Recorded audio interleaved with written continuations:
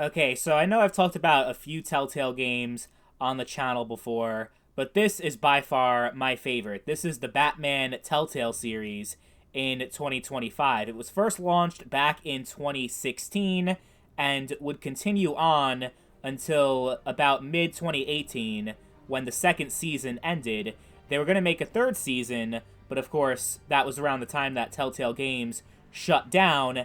And even though there's a new Telltale that has the licensing rights to this game, it doesn't seem like they're going to be making a season 3 anytime soon. It'd be lucky if we even get The Wolf Among Us 2 at this point.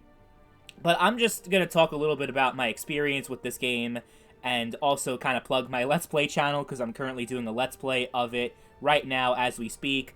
And I will say that I came into this back in the day having no experience or no fandom at all. Like, I didn't give less of a shit. I couldn't give less of a shit about Batman.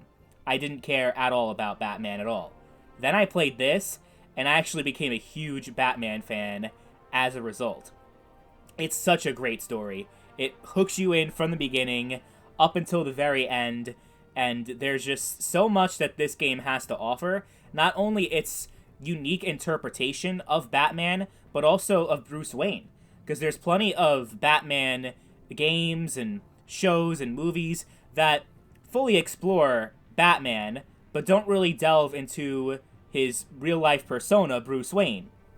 In this game, you spend an equal amount of time between Batman and Bruce Wayne, and they are two completely different characters, even though they're the same person, and there's actually choices you can make where you need to handle something, but you could choose, do I handle it as Bruce Wayne, or do I handle it as Batman? And the choices actually do matter a lot more in this Telltale game than any of the other ones we've probably ever had, especially once you get into Season 2. Because your relationship with the Joker, that's like the pivotal thing for Season 2. The Enemy Within is what it's called. And actually, like, we're getting to spoiler territory here, but the last episode of Season 2 is a completely different episode.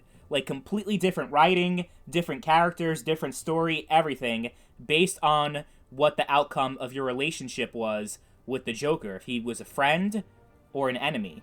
So it's very interesting, some of the things that they did in how they portrayed Batman, the Joker. Even Alfred is, like, such a deep character with so many layers that we've never really seen before in Batman media. So this is very easy for me to recommend if you are a fan of Batman or just superhero stuff in general, and you feel like playing a game without really having to think too hard or spend a lot of time learning the gameplay mechanics. There is no gameplay to really speak of. It's a Telltale game, so it's pretty much just an interactive story. The gameplay is mostly with the dialogue choices and a couple of really, really easy quick-time events, and that's basically it. I mean, most of the people watching are familiar with Telltale Games and what they do, but if you're not, basically it's like the easiest, most accessible type of game for anyone to play. Like, I think even like your 50-year-old father who's never played a game before would be able to play this and be like, oh, this is actually really good, because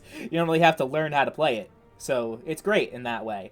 Because there are times where I just had a long shift at work and I'm coming home.